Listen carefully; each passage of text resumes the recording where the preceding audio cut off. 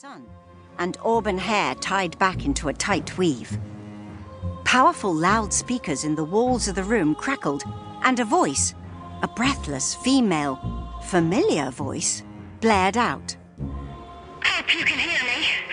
I need to warn you. There are things here. Monsters. Terrible monsters. Can't fight them.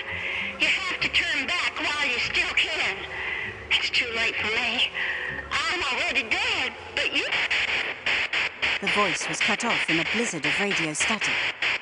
The video feed from the rover had been cut too, its last frame frozen on the screen. The assembled experts on stage were staring up at the image, open-mouthed. The crowd was equally unsettled, and no one more so than Amber Lewis herself. The voice that had sounded from the speakers had been her own. The face of the space-suited woman on Europa, now frozen on the cinema screen, 16 meters tall, was Amber Lewis's face. The doctor was the first to find his voice, at least sufficiently for a growl to bubble up from his throat. What did I just say about causing a fuss?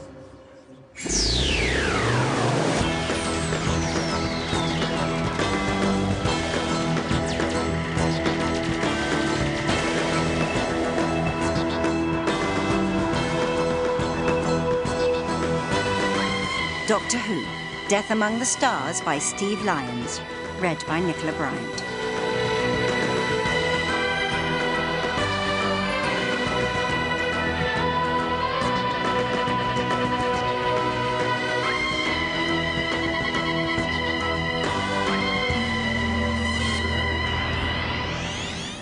But that isn't me, insisted Amber. How can it be? I'm here.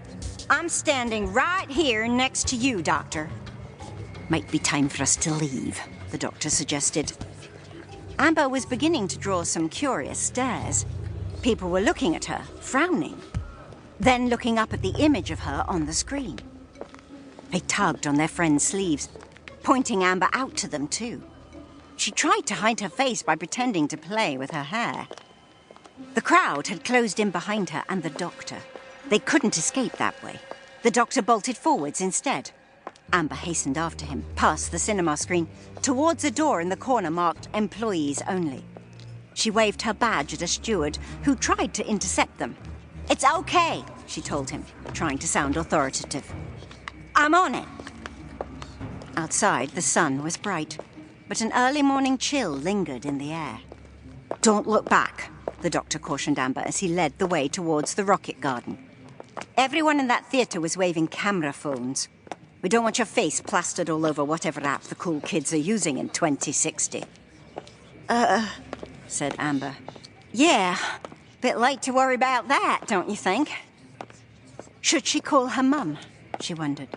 If she hadn't seen the broadcast from Europa yet, she would surely hear all about it soon. What could Amber possibly say to her, though, if she did call? A tall blue shed stood between the Saturn 1B rocket and the Zeus 5 capsule. Amber hadn't seen it before, and she had taken tour groups around the garden only yesterday. The doctor unlocked the shed's double doors and slipped inside. He beckoned to Amber to follow him, and once again, she had no better idea. She glanced back, despite his warning, to be sure that no one had followed them. Then Amber Lewis stepped into the doctor's blue box and, for the second time that morning, was faced with something entirely inexplicable.